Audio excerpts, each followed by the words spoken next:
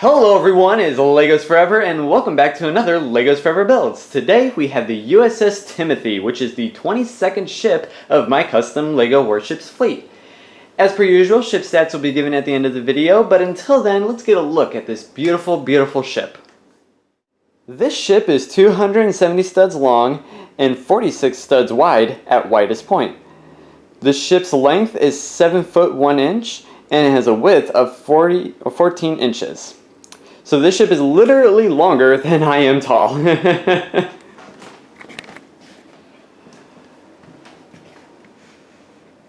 So as you can see from previous ships, little micro details have been incorporated into this one, as well as anchor and anti-aircraft guns going along the length of the ship. One of the new introductions to this ship, considering it is an aircraft carrier, is the aircraft. These planes are built to resemble the Douglas SPD Dauntless, which is one of my favorite World War II aircraft. Yes. So you can see the flight deck is completely smooth, has tiles all along the length of it, which was essential for the aircraft because I didn't want studs just all over the length of it. Right here, we have the tower. So the tower is built very specifically to the design of an Essex class aircraft carrier, where the body of the ship is built to match more of a Midway class aircraft carrier. So it's kind of a little Frankenship of the two. It's got its small little micro details that I've incorporated from my previous ships, including the string, the mast, the funnel, 2 pilot houses on this one, more anti-aircraft guns, and searchlights. The elevator is very new, and also probably one of the hardest things I've ever built out of Lego. Probably took me about 10 different tries to build it. As you can see, it works fairly well. The elevator does go up, and once it's up to the height I want it, it actually has a mechanism to lock it in place, like so, right here. And now the elevator is at the height of the deck. Put the elevator back on. One of the problems I have with this is that the elevator has tiles on it, and the planes like to slide off of the elevator when I move it, especially when I go down, so let's see if I can do this. It is very stiff, however, it's as good as I was able to make it. Yeah, so now once the elevator is down at the bottom, is to level with the hangar, and it can go right in. The hangar itself is actually very low detailed, and it's very hard to see in there, but there are planes stuffed in the hangar. The hangar itself is about as wide as my camera's view right now, to either left or right. So it could fit quite a few planes in there, actually.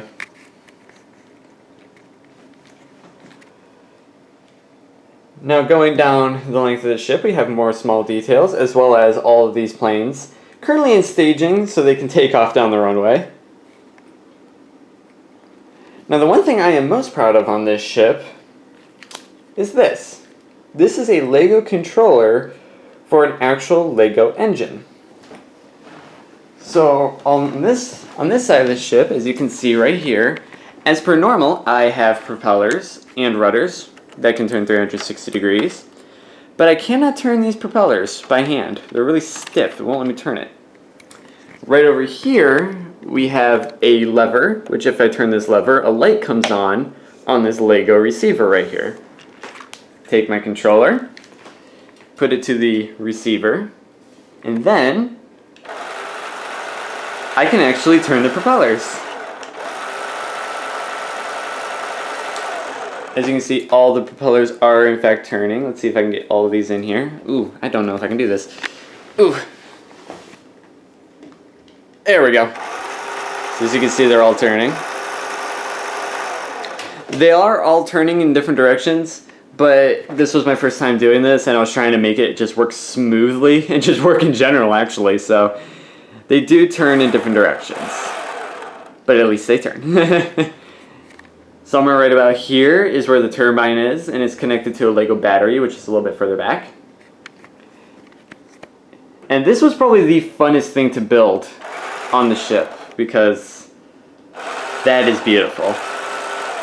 It's truly, truly beautiful. And since we're on this side of the boat, I'll give you a view of the other side of the tower as well.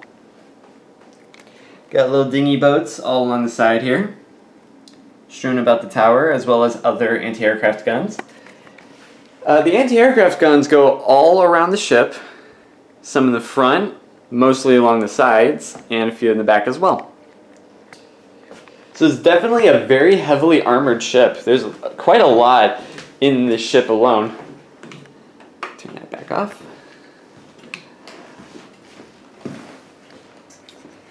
So yes, the U.S.S. Timothy. As per usual, I'm going to give ship stats, but like I said in my last video, this is the last ship I'll be giving the stats for. And after that, I'm just not going to do the stats anymore. The U.S.S. Timothy. If it was a ship in real life, its length would be 1,001 feet long. It would have a beam of 121 feet wide and a top speed of 33 knots. So it's a really good ship, in all honesty. What else? I actually have a list of things I wish to say. So yes, two other things. This ship is actually the first ship that's too heavy for me to move by myself, but that's because I actually strengthened the ship by building a grid system of bricks inside the ship. Currently, right now, those are not visible, for they are covered by all the plates, but they will be visible on my Flickr account, which I will plug at the end of this video. This ship is the 22nd ship I have ever built, which is quite amazing. I did not think I would actually get to this point at all, but I have, and I'm very happy with it. The last aircraft carrier I built was the U.S.S. Oceania, which was the 8th ship. That one was, let's see, I have that written down on my paper. Let's see if I can find that. There it is. The U.S.S. Oceania was 29 studs long and 6 studs wide.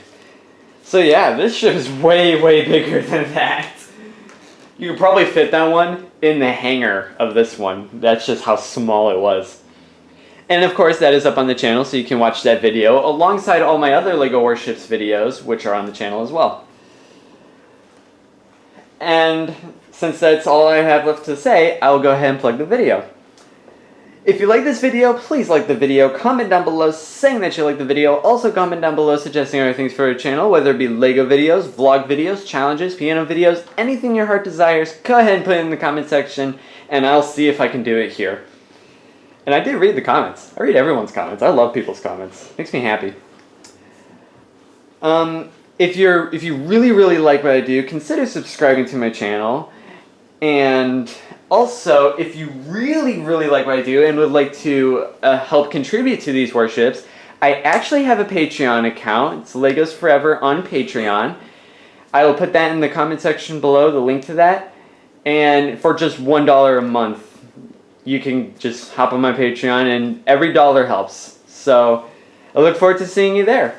And also alongside that, for all the little micro details and stuff inside the ship, go ahead and check out my Flickr account, also Legosforever, and you'll have all the pictures your heart can desire of every little nuance that these ships have.